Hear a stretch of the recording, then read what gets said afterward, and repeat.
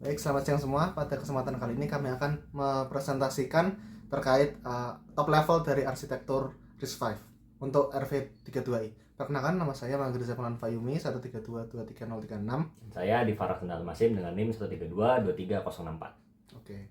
Oke, jadi pada dasarnya single cycle RISC-V buat memproses instruksi itu ada 5 tahapan.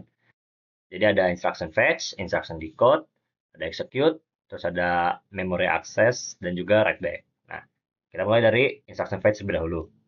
Intinya instruction fetch itu adalah bagaimana program bisa membaca instruksi yang diberikan dari user di instruction memory yang di sebelah sini. Oke. Nah, nanti instruction memory ini diatur oleh program counter. Di mana jadi program counter ini kayak mengatur lah kayak memori instruksi mana yang mau diambil gitu dari urutan yang ada di memori tersebut. Nah, nilai program counter itu diatur oleh dua blok di belakangnya dari brancher sama ada multiplexer. Intinya karena salah satu instruksi RISC-V itu ada yang bertipe loncat atau branch gitu atau jump, makanya di sini harus ada proses pemilihan terlebih dahulu apakah tipe instruksi ini mengharuskan program untuk meloncat lah dari nilai program counter daripada biasanya. Nah, biasa itu kan si satu instruksi karena ukuran 32 bit jadinya perlu ditambah 4 ya melalui komponen for header di sini. Nah, tapi ada juga kasus di mana ya emang harus menggunakan nilai immediate tertentu berdasarkan dari tipe instruksi B-type atau enggak J-type gitu. Nanti itu semua diatur oleh program counter. Nah, nanti nilai instruksi tadi yang sudah disimpan dan diakses oleh program counter bakal dimasukin ke control unit. Berdasarkan opcode fang3 dan fang7-nya bakal dilihat tuh nilai sinyal mana aja yang bakal dinyalakan. Nah, nilai sinyalnya itu bakal mempengaruhi ke proses dari ALU dan ke depannya yang akan dilakukan. Nah, nanti juga ada multiplexer 2 untuk menentukan lah kayak nilai mana yang akan dipakai berdasarkan tipe instruksi.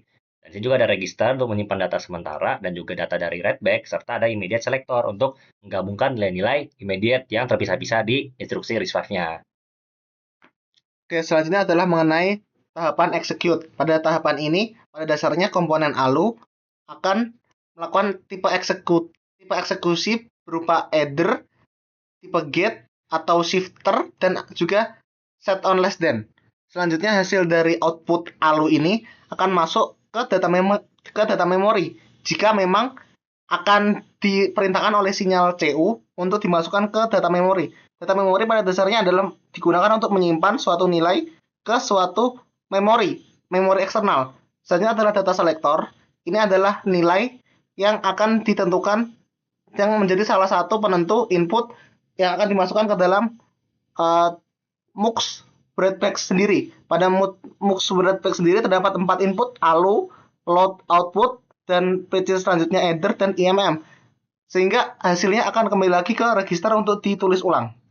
Oke, selanjutnya akan dibuat suatu program C sederhana yang akan digunakan sebagai test vector untuk validasi arsitektur RISC-V yang telah dibuat. Pada dasarnya program ini akan melakukan pembagian dari suatu bilangan A terhadap bilangan B dan akan menghitung juga nilai reminder dari hasil pembagian itu. Selanjutnya akan dicek apakah hasil perkalian antara bilangan B terhadap hasil pembagiannya ditambah sisanya atau remindernya akan sama dengan bilangan A. Secara matematis ini akan benar, selalu benar. Maka hasil pada baris ini akan selalu bernilai 1. Jika dibuat dalam assembly untuk RISC-V adalah seperti ini. Kami menggunakan simulator Venus untuk menyimulasikan hasil dari RISC-V. Nah, dari hasil RISC-V, setelah ditekan tombol run dan di press pada sebelum-sebelumnya dapat dilihat terdapat banyak operasi LW, sehingga operasi ini tidak dijalankan, maksud saya tidak melakukan apapun, dia cuman mengload word. Operasi terakhir adalah operasi CLTU, yakni dia akan menyimpan nilai di X10. Setelah kita step ke depan, dapat dilihat bahwa nilai ini A0 atau X10 adalah bernilai 1. Hal ini menunjukkan bahwa memang hasil output dari program C tersebut yang dibuat dalam assembly RISC-V bernilai 1. Oke, selanjutnya akan disimulasikan langsung menggunakan Quartus terkait waveform. Nah, pada ini adalah tampilan waveform yang telah dihasilkan oleh arsitektur top level dari RISC-V. Pada node instruction ini adalah mengeload semua instruksi yang telah di copy dari Venus sebelumnya. Nah, untuk verifikasi awal, kita akan melakukan 5 uji coba. 5 uji coba instruksi dari Venus dan melihatnya dari ke waveform ini. Yang pertama adalah instruksi ini, FE0010113. Itu adalah instruksi ini. Nah, artinya satu baris ke atas ini, itu adalah instruksi yang dihasilkan atau output yang dihasilkan dari instruksi yang FE ini. Selanjutnya adalah 00112E23 adalah instruksi selanjutnya ini. Sama. Instruksi selanjutnya adalah 00812C23 adalah instruksi ini. Instruksi ketiga. Instruksi selanjutnya adalah 00912A23 adalah instruksi ini. Dan instruksi yang kelima adalah ini. 01212823 akan menghasilkan instruksi ini dan outputnya adalah satu baris ini. Perlu diketahui bahwa kami menggunakan clock 10 nanosecond agar tidak terlalu panjang untuk meload atau mensimulasikannya sehingga waktu untuk simulasinya bisa lebih cepat. Nah, selanjutnya adalah hasil output terakhir adalah output Celtio. Jadi ini adalah output Celtio, ya ini adalah 0013B513 yang berada pada sekitar pada waktu 3,89 mikrosecond. Jadi ini output ini. Nih. Nah, ini adalah output yang diharapkan dikeluarkan dari mesin code-nya atau dari arsitektur RISC-V-nya. Dapat dilihat bahwa nilai ALU output adalah 1. Benar. Berarti verifikasi fungsional dari arsitektur RISC-V top level dari test vektor program C sebelumnya berhasil dijalankan. Jadi ini adalah tampilan dari program ketika dianalisis secara timing. Nah, apa bedanya dengan analisis secara fungsional? Terlihat bahwa dari setiap pergantian instruksi yang diatur oleh clock, itu terdapat yang namanya bit error nih, yang ada warna biru-biru ini. Itu tuh adalah nilai bit transisi dari suatu nilai sebelumnya dan nilai hasil instruksi setelahnya gitu loh. Nah, kenapa bisa muncul seperti ini? Karena pada realitanya, tidak setiap instruksi itu memiliki waktu pengeksekusian yang sama gitu, dan pas di satu clock gitu. Pada kenyataan itu ujung-ujungnya lebih gitu loh. Nah, makanya terlihat itu di sepanjang waktunya akan ada banyak bit error yang terlihat dan ada delay yang terlihat gitu loh dari setiap clocknya.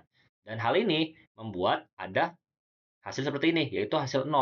Nah, ini tuh kenapa bisa 0? Karena si instruksinya ada beberapa yang tidak tereksekusi karena si delay tadi. Jadinya program tuh nggak ngedeteksi ada instruksi lagi. Jadinya setiap instruksi yang udah disimpan di instruction memory itu nggak semuanya bisa keeksekusi dengan baik.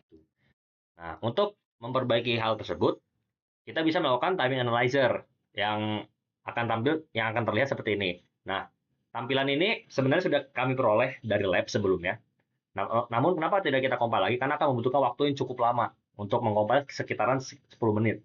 Nah, bisa terlihat dari tabel ini bahwa kalau diinginkan hasil output yang optimal, yaitu hasil output seperti saat fungsional tadi terlihat, itu harus di set clock sekitar minimal 46,828 nanosecond, atau kalau dalam frekuensi itu sekitar 21,35 MHz. Nah, dengan mengatur clock segini barulah akan didapat nilai output satu tadi di bagian si Celtio.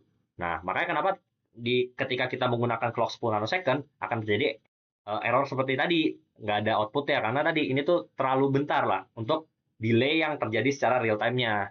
Gitu. Jadi cara memperbaikinya adalah kita memperpanjang si clock-nya. Clock 10 nanosecond saja itu dibutuhkan proses compile sekitar 10 menit. Nah, jika kita perbesar lagi, itu akan membutuhkan waktu lebih lama. Seperti itu. Tapi secara idealnya akan dibutuhkan clock sekitar 50 nanosecond lah untuk bisa mendapatkan hasil optimal. Dan untuk worst case yang TCO ini hanya menunjukkan nilai dari proses internal ditambah juga dengan proses keluar dari chip atau ke pin ya. Kalau misalkan nanti diimplementasikan menggunakan FPGA. Makanya terlihat lebih lama. Sekian penjelasan dari kami. Terima kasih.